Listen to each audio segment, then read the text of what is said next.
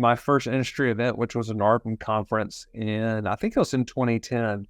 I looked around the room and I realized there was no national player. And there was a friend of mine that I met there that was a little older than me, but not too much older. And he worked with an organization that managed 5,000 doors. And I had this big dream, and we talked about this at Evernest, to manage 25,000 doors. What's allowed that to happen, though, like why was there not a national player at the time?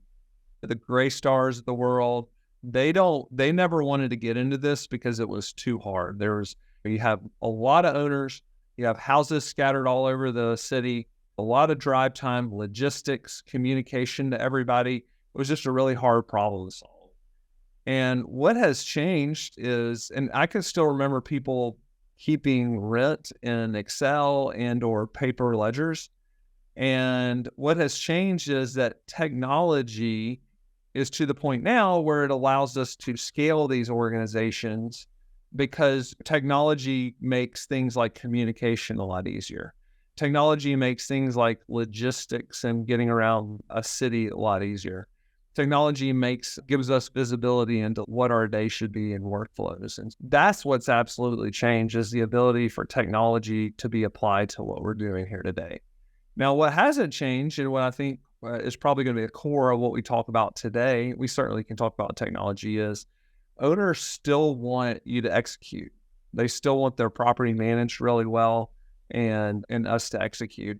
And the other thing is they really want communication. And so that has not changed. When I would get fired 15 years ago, they would say, you didn't execute or you didn't communicate. And today, when Evernest gets fired, we get fired for the exact same reasons, that either we didn't execute or we didn't communicate really well. Awesome. Why don't we get right in? You mentioned that. Why don't we start right there, Matthew? We can ask our guests what they're seeing, because I know that Matt, Gray, and Karen on the front lines of this. I would love to hear from you all, like Matthew's summary of communication and execution. Are you finding that true when you're hearing from owners, when you're talking with owners, as far as like challenges when they're upset, what they're upset about? What are you all hearing actually from owners? Sarah, why don't you kick us off? Oh, sure. Hello, everyone. So absolutely, communication being the biggest marker. That is one of the things that just hasn't changed in the last several decades. We all want to be communicated to, especially when it's something as high value as our assets. So if we don't feel like the property management company is communicating with us, are they also going to be able to manage the nuances within our assets? Are they going to be communicating when something goes wrong? Are they going to communicate when something goes right? And it's that gray area in between that really has set a lot of owners on edge. So being an over communicator in this world is definitely going to set you up for success. Yeah, the thing I like about communication is it builds trust.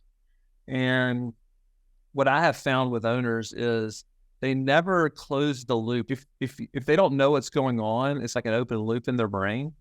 And if you don't close the loop, then they don't fill it in with the best possible scenario. They fill it in with the worst possible scenario. And that may or may not be true. Generally, it's not true. But Gray, why don't you talk to me about building trust with clients, how important it is to build trust? Hey, why don't I do that? Yeah, super important to build trust. I think it starts with setting expectations on the sales side and then on the onboarding side. And I think people come into this wanting to believe, and it talks about like communication and execution.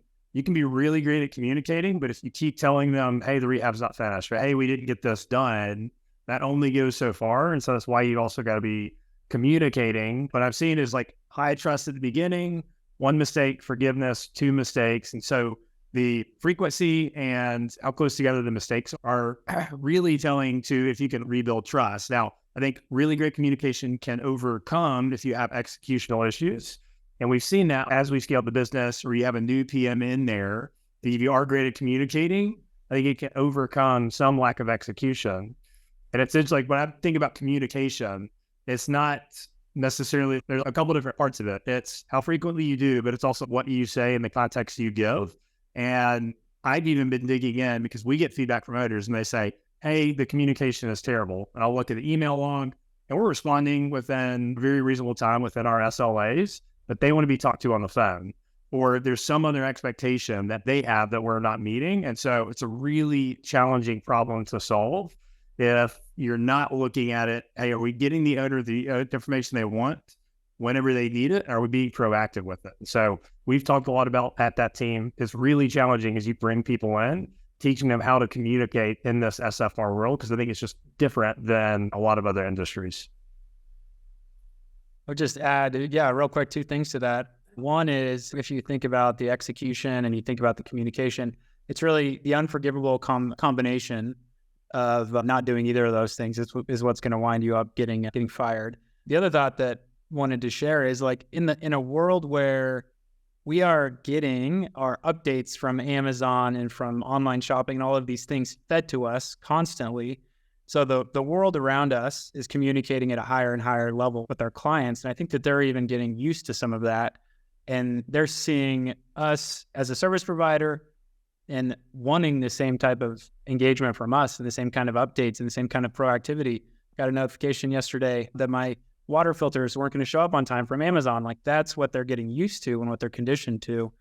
It's an opportunity and also a challenge for us to try and keep up with that heightened level of communication and expectation setting from all the other industries that aren't property management. I think that's a great point, Matt. So what's your advice, this is for anybody, what's your advice as we are, like, this is not going backwards, right? This is just going to increase. Like, how do property managers, especially ones who are doing everything, right? They're out showing the property, they're leasing the property, they're out doing inspections. How do they handle this? And what's the best way to do that? Yeah, I'll take a stab at that. I think Gray made a really great point earlier around the expectation setting, just being very clear with your owners in terms of what they can expect over the course of working with you as their property manager. I think that's, if you don't set those expectations, if you're really just setting yourself up for failure.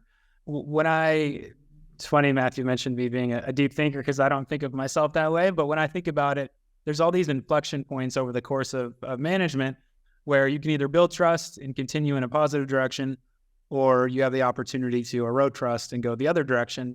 When I think about our clients and I think of, okay, how do we continue to build trust? It's knowing, what are those inflection points? What are those hot button items?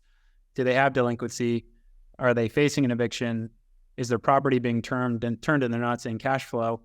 And then putting our Amazon hat on, or another company that does a really good job just managing our expectations and keeping us updated. That's the lens that I think of it from, and that I think we're certainly not perfect at this today and have a long room to grow as a company, but we can do that successfully, figure out those hot button items, figure out those inflection points, and get in front of that communication. That's really the magic recipe from my perspective.